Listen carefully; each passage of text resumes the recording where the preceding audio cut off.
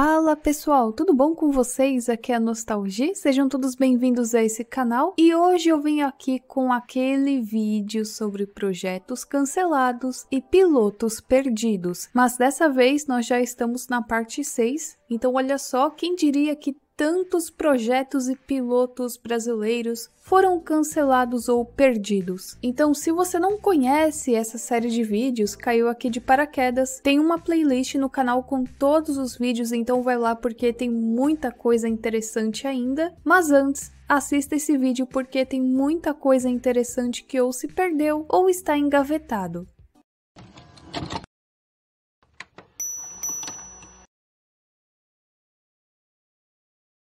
Cartoon Job é uma série em desenho animado brasileira de 2012 que foi criada por Jonas Brandão e Victor Gaspari Canella. Também foi coproduzida pela Cartoon Network e Split Studio. A série conta a história dos personagens Marty e Spencer, que trabalham em um canal cheio de desenhos animados, tendo que lidar com o dia a dia da emissora, como por exemplo, os egos de personagens famosos, a abordagem de roteiristas geniais, cancelamentos de programas da grade e etc. Esse projeto foi apresentado em um concurso do Cartoon lá no Fórum Brasil de Televisão no ano de 2012, e sim, eles gostaram do projeto, tanto é que ganhou o pitching e o piloto foi produzido no mesmo ano pela Cartoon Network. Com o piloto produzido, tudo certinho, em 2015 foi pedida uma série completa pela emissora. Não se sabe ao certo quantas temporadas, quantos episódios. O que a gente sabe é que eles queriam transformar já esse piloto em uma série oficial da Cartoon. E tudo bem, eles aceitaram o pedido, a série ficou em produção por 3 meses, mas após isso a série foi cancelada por motivos desconhecidos. Ninguém nunca se pronunciou oficialmente para falar por que Cartoon Job foi cancelado. Se foi algum problema no enredo, se foi algum problema com a produção, se foi algum problema com os diretores, se foi algum problema relacionado a pagamento, a gente não sabe ao certo até então.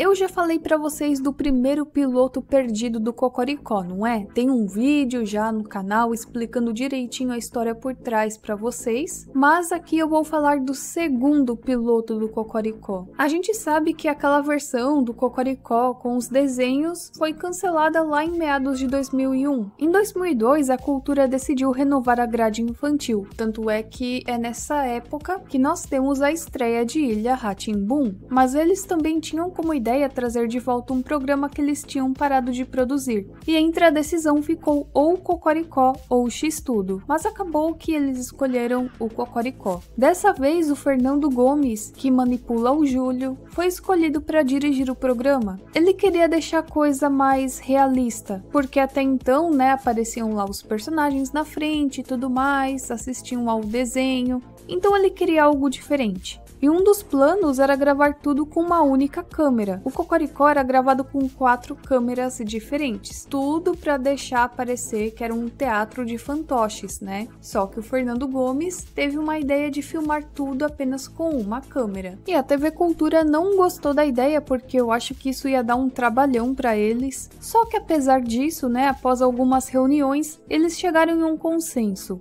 O Fernando teria um tempo limitado para montar um piloto, demonstrando esse estilo de direção. Ele tinha alguns roteiros de episódios que já estavam prontos, então ele pegou partes desse roteiro, que eram na verdade sketches, e aí ele pegou essas sketches e juntou em um só episódio. O que a gente sabe é que a gravação desse piloto foi finalizada em dezembro de 2002, e a nova versão do Cocoricó estreou na TV Cultura em 2003. Só que várias sketches gravadas para o piloto não foram ao ar. A maioria delas foi regravada em 2003. Só que tem muito pouco material desse piloto disponível na internet. O que está disponível desse piloto são trechos minúsculos que foram usados no making of Cocoricó nos dias quentes de verão e alguns prints que foram usados para divulgação. E aqui lá vamos nós com mais um projeto da Turma da Mônica que foi pra gaveta. E é um caso bem curioso, eu vou explicar aqui pra vocês. A gente sabe que nos anos 90 a Turma da Mônica era bem popular, né? Tinha uns VHS, os gibis, o merchandising da Turma da Mônica era bem popular entre as crianças. Eu acho que não tinha uma criança que não gostasse de Turma da Mônica. Aliás, muitas crianças, e eu sou uma delas, também aprendeu a ler graças aos gibis da turma. Então, no meio de toda essa popularidade, o Maurício teve uma ideia de celebrar os 20 anos do fim da banda Beatles, criando um projeto dele. Ok, que Beatles nos anos 90 já não era um grande sucesso, né? Mas o Maurício de Souza é um grande fã da banda, então ele fez de tudo mesmo para levar esse projeto adiante. Foi assim que ele criou o Beatles for Kids, que era uma versão infantil do John, do Paul, do George e do Ringo. O Maurício realmente estava envolvido nesse projeto e fazendo de tudo para dar certo. Primeiramente, ele teve que lidar com muitas burocracias, porque, né, ele não é dono dos direitos dos Beatles. Ele teve que conversar com representantes dos direitos autorais da banda, e isso lá em seu escritório em Nova York. Ele também foi até Inglaterra, onde ele conversou com os advogados do Paul, do George, do Ringo e da Yoko Ono. Isso porque após o falecimento do John Lennon, é a Yoko Ono que cuida das coisas, até porque ela era a esposa dele. Também tiveram que conversar com diretores da Apple, que era a gravadora da banda em seus últimos anos, e pasmem, até mesmo com o Michael Jackson. Aí você deve estar se perguntando, Michael Jackson, mas nós estamos falando dos Beatles, né? O que tem a ver o Michael Jackson na história? Ele queria participar da Turma da Mônica? Não, é que o Michael Jackson possuía direitos de parte do catálogo dos Beatles. Então, né, antes de fazer qualquer coisa, o Maurício também teria que consultar o Michael Jackson para saber se ele autorizava ou não. Nossa, imagina o Michael Jackson chegando lá no escritório do Maurício fazendo um moonwalker. Mas enfim, também conversaram com Connie Boucher, que trabalhava com licenciamento de personagens nos Estados Unidos. Maurício de Souza praticamente conversou com todo mundo que estava envolvido nos direitos autorais dos Beatles. E tudo que ele precisava agora era uma aprovação geral, porque é o seguinte, né? Se uma pessoa chegasse e falasse, não, eu não quero que você faça qualquer coisa com os Beatles, pronto, ele teria que pegar o projeto e engavetar. Se todo mundo chegasse e falasse, não, ó, tá tudo ok, você pode fazer o que você quiser, não tem problema nenhum, ele poderia ir em frente com o projeto. Os advogados gostaram bastante e tudo mais, né, do projeto. O Maurício mostrou tudo para eles, como seria e tudo mais. Só que não adiantava nada os advogados gostarem. Teria que ter a aprovação de todo mundo. Os 3 integrantes da banda e a Yoko deveriam decidir se o Maurício de Souza poderia ou não seguir com esse projeto. Só que aconteceu o que vocês já esperavam, né? Até porque se não acontecesse isso, eu não estaria falando a respeito aqui no vídeo. Um dos 4 disse que não queria que o Maurício de Souza seguisse com esse projeto e assim ficou, né? O Maurício de Souza foi obrigado a engavetar o Beatles for Kids. Porém, nunca foi revelado para o Maurício quem foi que disse o não. Nunca chegaram e falaram para ele, ó, foi fulano, foi ciclano. O Maurício fala que ele tem uma teoria de que seja tal pessoa, só que ele não revela também. Aliás, em seu livro, Maurício, a história que não está no gibi, ele diz imaginar quem poderia ter dito o não, mas ele não pode chegar e falar, né? Até porque, se não for realmente a tal pessoa, pode dar processo, pode dar ruim pra ele. Eu também tenho a minha opinião, mas eu não tenho advogados nem dinheiro pra pagar um, então eu vou deixar minha opinião no sigilo. Mas se você quiser dar a sua opinião aqui embaixo, pode comentar quem você acha que deu o não.